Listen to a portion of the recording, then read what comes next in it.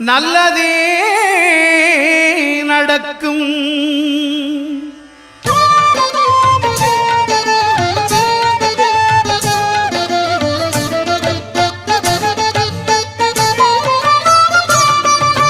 9 கோளும் ஒன்றாய் காண அங்கு கற்பகம் என்னும் கடவுளின் மெய்யில் 9 கோளும் ஒன்றாய் காண அங்கு கற்பகம் என்னும் கடவுளின் மெய்யில் சூரியன் முதலாய் 9 கிரகமும் பலவித குணங்களை கொண்டிருக்கும். எங்கள் கற்பக தருவில் அவை வரும்போது ஒன்றாய் சேர்ந்து பலனளிக்கும்.